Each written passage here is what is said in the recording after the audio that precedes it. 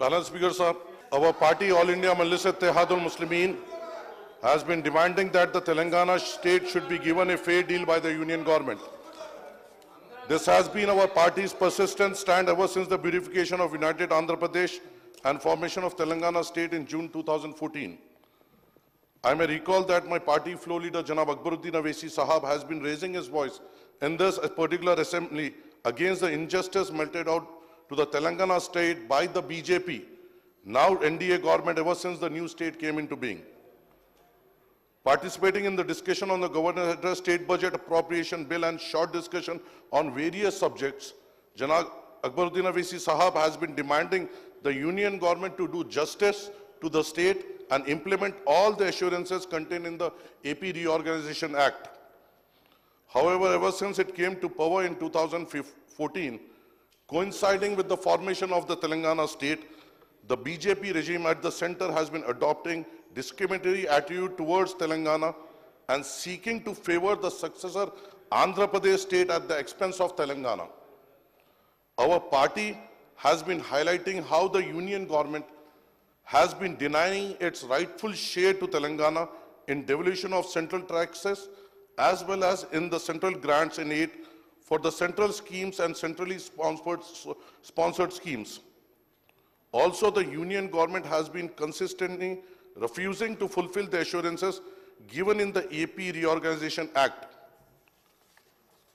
We, All India Majlis Ittehadul Muslimin, have consistently said that the successive union budgets since 2014 till date have been unfair to Telangana state. Telangana state share of central devolution has been fixed at 2.10% as against AP's share of 4.05% on the recommendation of 15th Finance Commission. For instance, in the financial year 23-24, Telangana received only 23,216 crores as share in central taxes as against rupees 44,699 crores released to Andhra Pradesh. Also, Andhra Pradesh was given additional grants for its new capital Amravati and Polavaram project and for its budgetary deficit. In the union budget for 24-25 presented by the finance minister, Telangana is allocated 26,216 crores as against 50,475 crores for AP.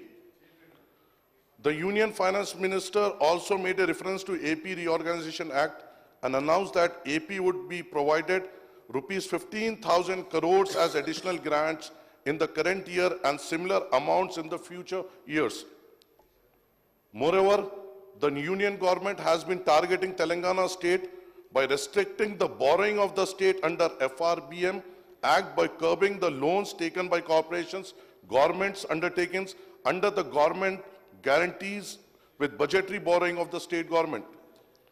Also, the union government has been refusing to provide central grants for Mission Kakatiya, Mission Bhagarita, as recommended by Niti Aayog, as well as Palmeru Rangareddy Lift Irrigation Scheme and Kaleshwaram project by designating them as national projects on the lines of Polavaram project of AP as per the AP Reorganization Act.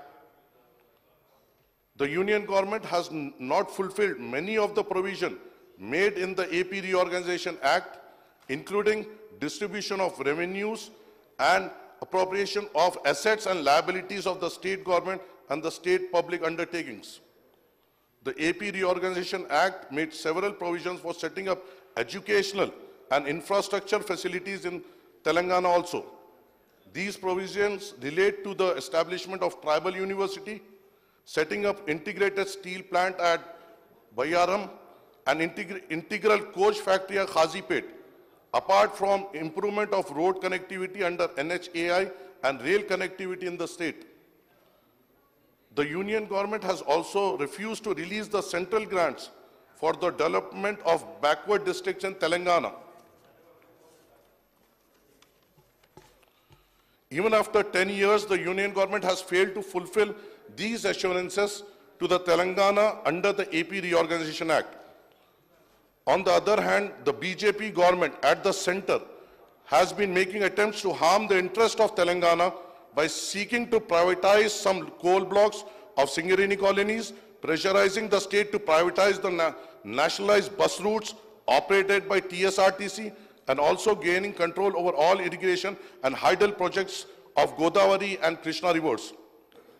Telangana state has suffered a lot on account of the union government apathy in resolving the issues relating to sharing of Krishna waters between Telangana and AP under the Krishna River Water Dispute Tribunal Act. This has adversely affected the Palameru, Rangareddy and Dindi irrigation projects in the state. After the change of government in the state in December 2023, Revant Reddy Saab has met on Prime Minister Narendra Modi, Union Home Minister Amit Shah and other union ministers to seek clearance for various state projects and schemes, as well as for their additional assistance to state, but in no vain. I would like to demand once again that the Congress government in the state should implement all the 6 guarantees and the other promises made by the Congress manifesto by finding the resource of the same. इसका बहुत इंतजार है साहब, खास तौर से आप हमारे भी इलाके में आए थे, वहां पे भी इनका वादा हुआ था और वहां की भी आवाम इसके लिए इंतजार में है. Our party is opposed to privatization of power sectors, namely the Genco, Transco and 2 Discom in the name of entrusting the power bill collection to Adani Powers in Old City of Hyderabad and so-called pilot project. We extend